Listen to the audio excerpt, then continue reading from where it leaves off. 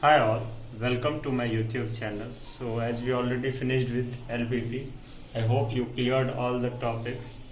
If you have now also if you have any doubt, you can contact me. So today we will start with vector analysis. So in vector analysis we will read today cross product. So what is the topic?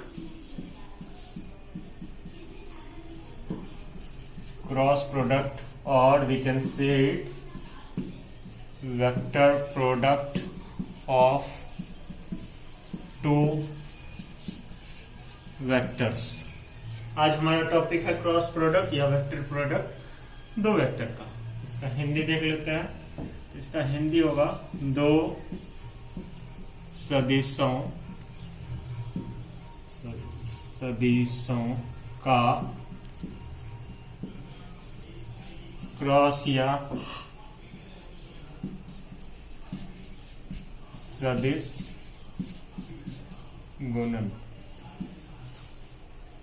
ठीक है, जैसा कि हमने LPP खत्म कर लिया है तो आज हम लोग क्रॉस प्रोडक्ट करते हैं। अब क्रॉस प्रोडक्ट क्या है देखते हैं।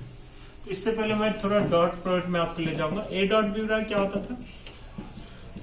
ए का मैग्नीट्यूड इंटू बी का मैग्नीट्यूड इंटू कॉस थीटा। यह ऑलरेडी हम लोग पढ़ चुके हैं। जो नहीं पढ़े वो मुझे बोल सकते हैं, मैं इसको क्लियर कर दूंगा। ठीक है, तो ये था डॉट प्रोडक्ट। और क्रॉस प्रोडक्ट में क्या हो जाता है थोड़ा देखते हैं। ए क्रॉस बी बराबर क्या हो जाता है? ए का मैग्नीट्यूड इंटू बी का magnitude into sine theta. Just ये डिफरेंस है। तो एक और डिफरेंस है कि इसमें एक एन कैप आ जाता है। अब हम समझते हैं कि दोनों में डिफरेंस क्या है। ए का मैग्नीट्यूड देगा, बी का मैग्नीट्यूड देगा, एंगल से भी मैग्नीट्यूड मिलेगा। तो यहाँ सिर्फ मैग्नीट्यूड मिल रहा है, डायरेक्शन मिल ही नहीं रहा। किसमें? डॉट प्रोडक्ट में। अब क्रॉस प्रोडक्ट में देखते हैं मैग्नीट्यूड, ये भी मैग्नीट्यूड, साइन पे मैग्नीट्यूड, लेकिन ये डायरेक्शन देगा। एन कैप क्या देगा? जहां एन कैप क्या करेगा? डायरेक्शन देगा। एन कैप कैसा डायरेक्शन देगा? तो इसका ए क्रॉस बी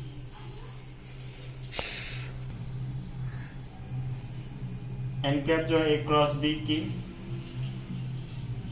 दिशा में एक मात्रक सदिश है। N cap is a unit vector in the direction of a cross b. ठीक है, एन कैप हो गया ए क्रॉस बी की दिशा में एक यूनिट वेक्टर। अब इसका फिगर समझते हैं क्या कि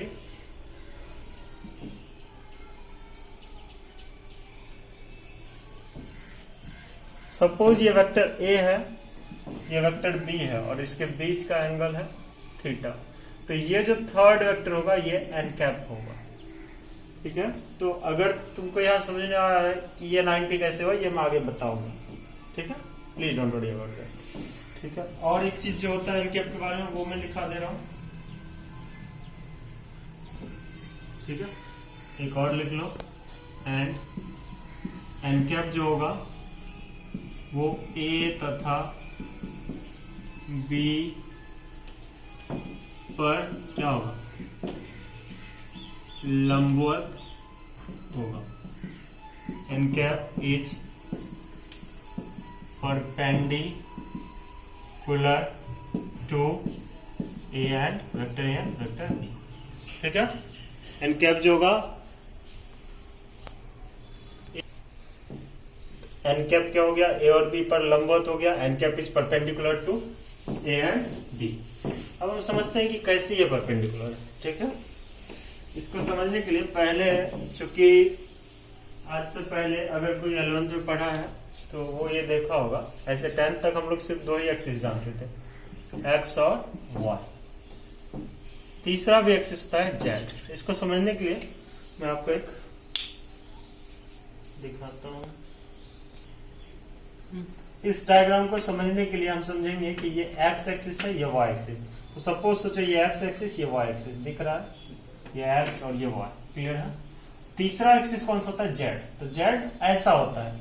तो अगर तुम इस डायग्राम को देखो, ये इसका परपेंडिकुलर, ठीक है, ये इसका परपेंडिकुलर, और ये देखो, ये दिख रहा है तुमको, इसका परपेंडिकुलर हुआ 90 डिग्री। अगर तुम सपोज सोचो ये थोड़ी देर के लिए नहीं है, परपेंडिकुलर है, और ये भी इसका क्या है, परपेंडिकुलर। तो तीनों एक्सिस एक्चुअल में ऐसा होता है। तुम अगर इसको नेचुरल लाइफ में देखना चाहते हो तो किसी भी कॉर्नर को देखो, किसी भी घर के कॉर्नर को देखोगे तो वहां तीनों चीज होता है, लंबाई, चौड़ाई, ऊंचाई, हाइट, लेंथ और ब्रेथ, तीनों होता है, ठीक है।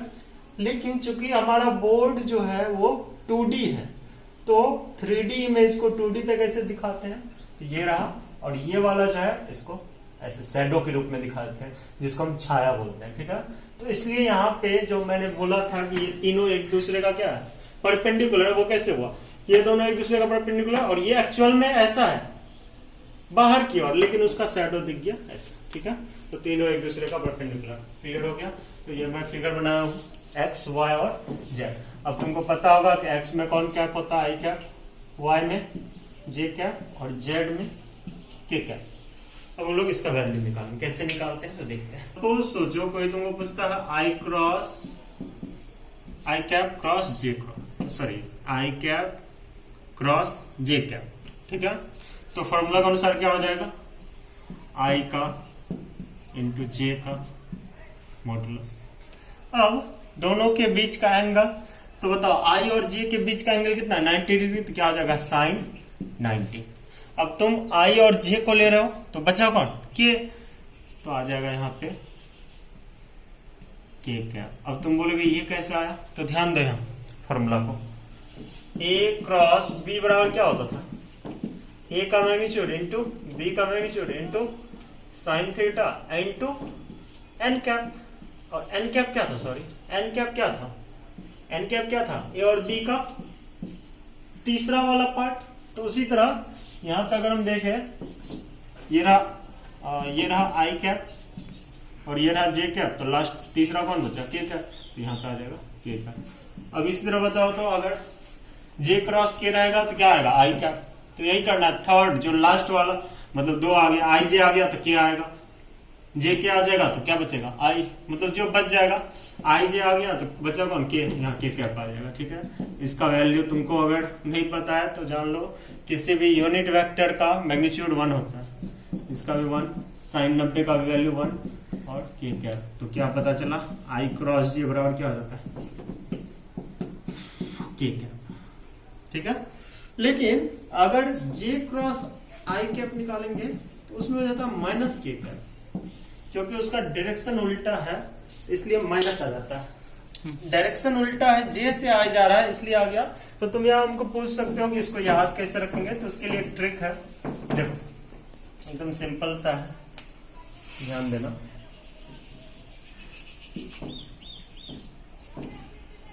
ये रहा आई कैप, ये रहा जे कैप, ये रहा, ठीक है। अगर इंग्लिश वर्ड में देखो तो आई के बाद जे आता है, जे के बाद के, वही डायरेक्शन मान लो। आई के बाद क्या आता है, जे के बाद क्या आता है, के, और के बाद अगेन आएगा, ऐसा दिमाग में रख लो। तो ध्यान दो, यहाँ जो हम क्या कर रहे थे, आई से जे की ओर जा रहे थे, मतलब वो सही डायरेक्शन में जा रहा है। आई से जे दिख रहा है, पहले कहां से जाएंगे, आई से जे, फिर कहां जाएंगे, जे से के। इस तरह से बताओ, अगर इस फिगर के अनुसार करेंगे, आई क्रॉस जे करेंगे तो आई जे तो हट गया, बचा कौन, के क्या। लेकिन तुम बोलोगे जे क्रॉस आई करेंगे तो बताओ एक्चुअल डायरेक्शन क्या था, आई से जे जाना था, लेकिन हम उल्टा जा रहे हैं, जे से आई, तो हो जाएगा माइनस के। अब चलो तुम ही लोग बताओ, जे क्रॉस के रहेगा तो क्या होगा, चलो ये रहा जे, ये रहा के, बचा कौन, आई, और क्या सही डायरेक्शन है, जे से के, सही डायरेक्शन में जा रहे हैं, क्या बचा, आई क्या। अगर उल्टा जाएंगे, के से जे, तुम्हें बताओ, जाना था हमको जे से के, जब जाना है के से जे, तो क्या हो जाएगा, माइनस आई क्या। अब इसी तरह बताओ, के क्रॉस आई कैप, के से आई, देखो मेरा डायरेक्शन किधर है, के से आई की ओर, मतलब सही डायरेक्शन है, और के आई अगर हम ले लिए तो बचा कौन, जे कैप, तो जे कैप ले लेंगे। लेकिन उल्टा चलेंगे, आई क्रॉस के, तो क्या हो जाएगा, माइनस जे कैप। इजी है, होप यू अंडरस्टैंड। ये बहुत जरूरी है, 1 2 3 4 5 6 एकदम जरूरी है, और इसको समझने के लिए या याद रखने के लिए सबसे बेस्ट फॉर्मूला यही है, ठीक है। याद रख लो इसका डायरेक्शन कि आई से जे, जे से के और के से अगेन आई। अब जो नेक्स्ट टॉपिक है वो हम समझते हैं। ये तो हुआ जब दोनों के बीच का एंगल क्या हो 90 डिग्री। अब जब सेम रहे वो वाला देखते हैं। जब आई क्रॉस आई ही हो तो बताओ आई और आई के बीच का एंगल कितना होगा 0 डिग्री। तो करते हैं फॉर्मूला के अनुसार क्या हो जाएगा आई कैप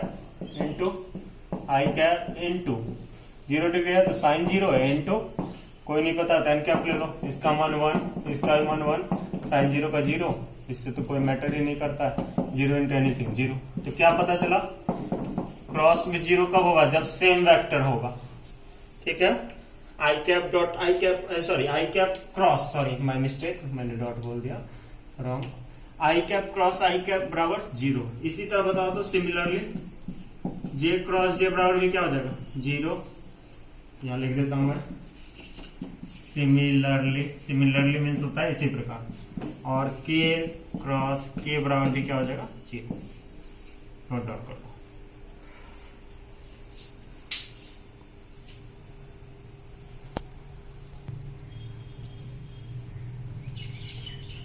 नेक्स्ट देखते हैं एक क्वेश्चन जो बहुत ही बार पूछा जाता है। कोई तुमसे पूछ सकता है कि a डॉट बी बराबर तो हम b डॉट ए लिख सकते हैं, क्या a क्रॉस b बराबर b क्रॉस ए लिख सकते हैं? तो इसका जवाब है नहीं, ये कभी नहीं इक्वल होगा। ठीक है ये इक्वल हो सकता है ये नहीं। अब तुम पूछो क्यों, तो डिफरेंस जानो। देखो मैंने अभी तुमको जब स्टार्ट किया था तभी बताया था डॉट प्रोडक्ट में डायरेक्शन होता ही नहीं है, सिर्फ ये मैग्नीट्यूड देता है। तो मैग्नीट्यूड तुम 2 गुना 3 करो या 3 गुना 2 फर्क पड़ेगा क्या? नहीं, इसलिए ये सेम आता है। लेकिन इसमें क्या है डायरेक्शन है, जैसे ए से बी जा रहे हैं उसका डायरेक्शन और बी से जस्ट उल्टा है, अंतर है। जैसे सपोज सोचो तुम एक पॉइंट ए से बी गया तो तुम्हारा डायरेक्शन इस और था फॉरवर्ड की ओर, और बी से ए जब गया तो उल्टा डायरेक्शन हो गया बैकवर्ड। तो वही चीज यहां हो रहा है। तो इसलिए मैंने तभी जो किया था आई क्रॉस जे बराबर लिखा था के कैप, लेकिन जब जे क्रॉस आई किया तो मैंने लिख दिया माइनस के कैप। क्यों? Due to the direction. Direction क्या है यहाँ पे रिवर्स है, उल्टा है। किसका? इसके रिस्पेक्ट में। इसके रिस्पेक्ट में क्या है? उल्टा है। तो जब उल्टा डायरेक्शन रहेगा, अच्छा, तो इससे हमको एक पॉइंट और पता चला क्या कि क्रॉस प्रोडक्ट में ए क्रॉस बी को हम कभी भी बी क्रॉस ए नहीं लिख सकते हैं। प्लीज ये नोट डाउन कर लो। सॉरी, ए क्रॉस बी को बी क्रॉस ए नहीं लिख सकते हैं। क्या डॉट में लिख सकते हैं? हाँ डॉट में लिख सकते हैं। तो लिख क्या सकते हैं? तो ध्यान दो, ए क्रॉस बी को अगर बी क्रॉस ए में लिखना होगा तो माइनस लगा देंगे, आगे माइनस लगा देंगे तो लिख सकते हैं। ठीक है, नाउ नेक्स्ट और कुछ थ्योरी है। सपोज तुमको पूछेगा कि a cross b is equal to 0 कब कब हो सकता है, व्हेन इट इज पॉसिबल। ठीक है, तो इसका 3 कंडीशन है। 3 कंडीशन है। कब? जब वेक्टर a बराबर 0 हो जाए, ये हो गया फर्स्ट कंडीशन। दूसरा केस 2 बोल सकते हैं, वेक्टर b बराबर 0 हो जाए। कोई जरूरी नहीं दोनों 0 होगा तब भी होगा। तीसरा, जब वेक्टर a पैरेलल हो वेक्टर b का। ठीक है, ये दोनों अगर साथ भी होगा तब भी 0 ही होगा। फिर से सुन लो, it may be possible that both are 0। ठीक है, कि वेक्टर a भी 0 हो एंड वेक्टर b भी 0। ठीक है, अच्छा अब समझते हैं। अगर सोचो वेक्टर a 0 होगा तो 0 इंटू एनीथिंग 0 हो जाएगा। वेक्टर b 0 होगा और वो 0 नहीं होगा तब भी 0 इंटू एनीथिंग 0। अगर दोनों 0 होगा 0 इंटू 0 0। अब यहाँ पे आते हैं, ये क्यों मैंने लिया। अब सोचो a और b पैरेलल है, तो पैरेलल होता है तो एंगल कितना हो जाता है 0 डिग्री। थीटा 0 हो गया तो यहाँ पे बिठाएंगे तो क्या हो जाता है a b साइन थीटा, और थीटा का मान कितना 0।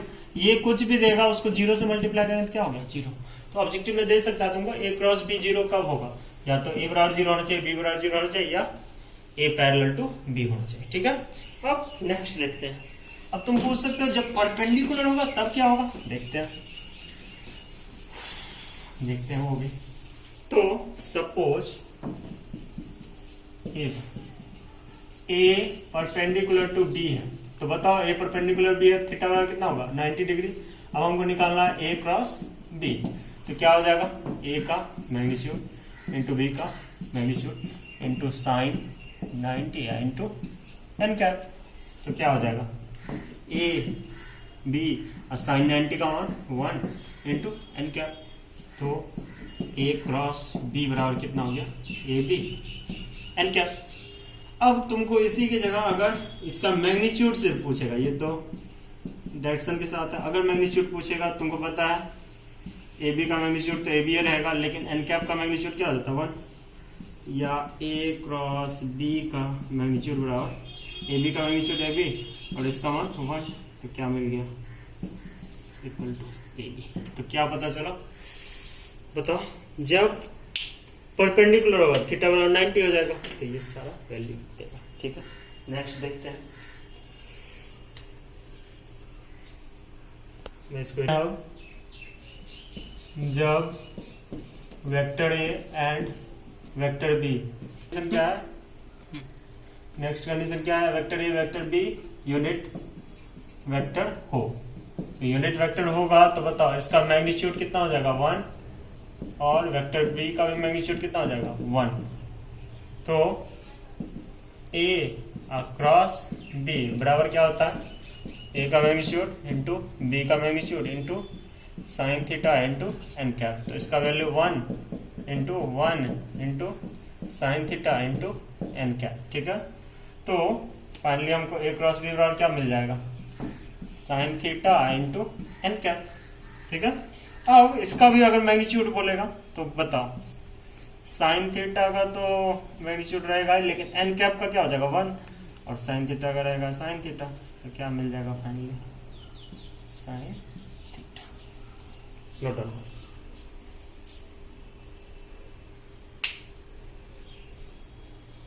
हो गया। नेक्स्ट कंडीशन है, ये सारा कंडीशन तुमको याद रखना पड़ेगा। नेक्स्ट है, जब वेक्टर ए तथा वेक्टर बी के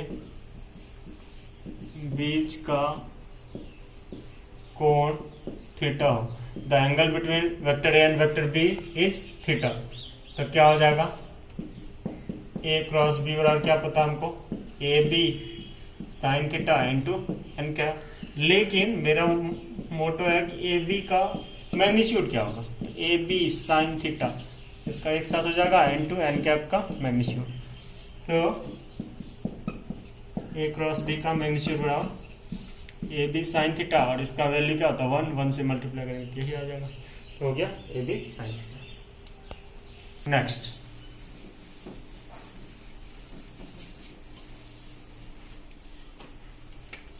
नेक्स्ट होगा कि वेक्टर ए और वेक्टर बी दिया है और साइन थीटा मतलब एंगल तुमको निकालना है कि find the angle between vector a and vector b, तो क्या हो जाएगा ए क्रॉस बी का मैग्नीट्यूड अपॉन ए का मैग्नीट्यूड इंटू बी का मैग्नीट्यूड। ये फॉर्मूला बहुत इंपॉर्टेंट है, बहुत बार पूछेगा तो। ठीक है, चलो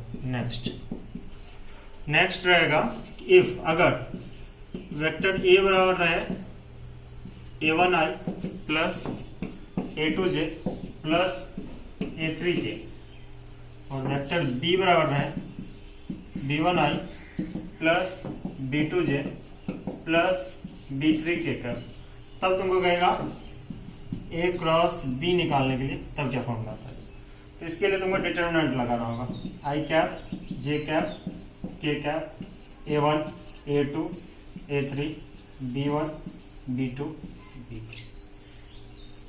नोट डाउन कर लीजिए, डिटरमिनेंट कैसे तोड़ते हैं हम लोग ऑलरेडी जानते हैं। Now let's start with chapter. ठीक है, थ्योरी हो गया कंप्लीट, अब चैप्टर शुरू करते हैं। चलो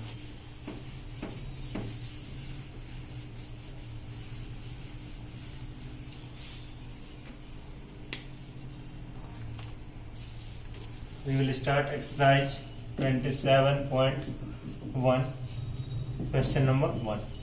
ठीक है, तो क्या क्या गिवन है पहले ये देखेंगे। तो फर्स्ट गिवन क्या क्या है, वेक्टर ए का मैग्नीट्यूड दिया हुआ है 2 एंड वेक्टर बी का मैग्नीट्यूड दिया हुआ है 7 और वेक्टर ए क्रॉस बी का वैल्यू दिया हुआ है 3i cap 2j cap 6k cap. अब हमको बोल रहा है ए और बी के बीच का एंगल निकालने के लिए, राइट। तो साइन थीटा क्या होता है, बोलो ए क्रॉस बी का मैग्नीट्यूड अपॉन ए का मैग्नीट्यूड इंटू बी का मैग्नीट्यूड। तो यहाँ हम लिख लेंगे we know that, so from formula we know that sine theta equal to ये होता है। अब देखो इसमें क्या क्या गिवन है, ए का मैग्नीट्यूड गिवन है, यहाँ पुट कर देंगे, बी का गिवन है, क्या ये गिवन है, नहीं, तो हमको ए क्रॉस बी का मैग्नीट्यूड निकालना होगा। तो मैग्नीट्यूड निकालने के लिए तुमको फॉर्मूला जानना चाहिए। अगर if you know the formula then good, otherwise I will tell you, ठीक है। तो अगर ए बराबर दिया रहता है सपोज चलो 2i plus 3j plus 5k और इसका मैग्नीट्यूड कहेगा तो कुछ नहीं करना है, सबके कॉफिशिएंट का स्क्वायर करके ऐड कर देना है, 2 square plus 3 square plus 5 square, यही होता है मैग्नीट्यूड निकालने का फॉर्मूला। तो यहाँ पे क्या है मेरा गिवन, बताओ ए क्रॉस बी बराबर क्या गिवन है, 3i plus 2j plus 6k cap, ठीक है। हमको क्या निकालना है, ए क्रॉस बी का मैग्नीट्यूड, क्या आ जाएगा, अंडर रूट 3 का स्क्वायर प्लस 2 का स्क्वायर प्लस 6 का स्क्वायर, 3 का स्क्वायर 9 प्लस 4 एंड प्लस 36, कितना हो गया रूट 49, 49 का 7, ठीक है। अब हम पुट करते हैं, तो sine theta is equal to, बोलो ए क्रॉस बी का मैग्नीट्यूड 7 अपॉन 2 इंटू 7, 7 7 कैंसिल, या sine theta equal to 1 upon 2, या sine theta equal to sine 30, या theta is equal to 30 degree. If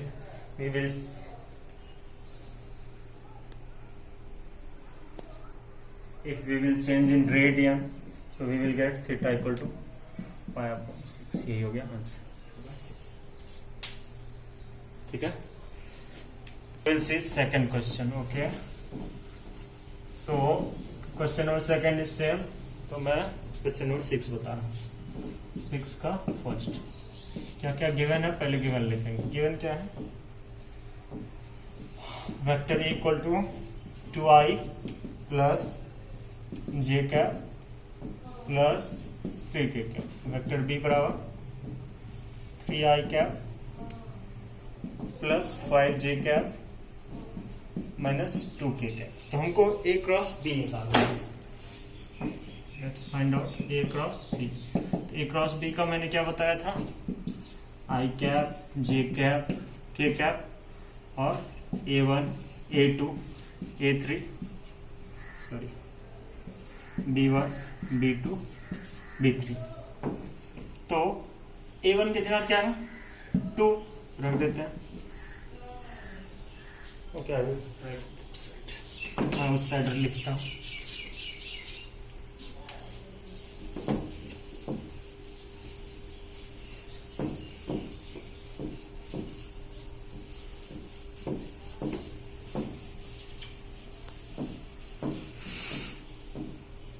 तो क्या हो जाएगा, आई cap j cap k cap 2 1 3 3 5 minus 2। अब यहाँ डिटर्मिनेंट का लगेगा, तो डिटर्मिनेंट का याद है, जिसका लेना है, जैसे आई कैप का लेंगे तो उसका साइन और उसके सामने का रो और कॉलम को हम लोग हटा देते हैं। तो ये अगर हट गया तो क्या बचेगा 1 5 3 माइनस 2, और चूंकि ये माइनस की जगह पे है तो माइनस जे कैप लेंगे, तो क्या हो जाएगा 2 3 माइनस 2 अगेन प्लस के कैप अगर लेंगे तो प्लस होगा, तो क्या हो जाएगा 2 3 1 5। चलो अब इसको सॉल्व करते हैं। तो अगर तुमको याद हो, इधर से multiply minus 2 and minus 15 minus J cap क्या हो जाएगा -4 -9 प्लस के कैप क्या हो जाएगा 10 -3। तो क्या मिल गया मुझे -17 आई कैप माइनस माइनस प्लस 13 जे कैप ये जे है एंड प्लस 7 के कैप। ये किसका वैल्यू मिल गया? ए क्रॉस बी का।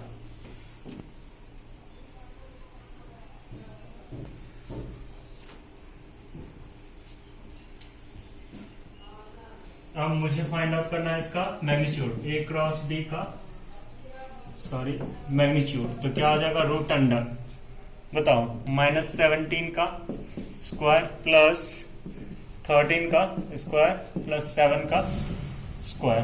तो क्या हो जाएगा? 289 प्लस 169 प्लस 49। तो सारा ऐड करने के बाद हो जाएगा 507। बस यही करना है।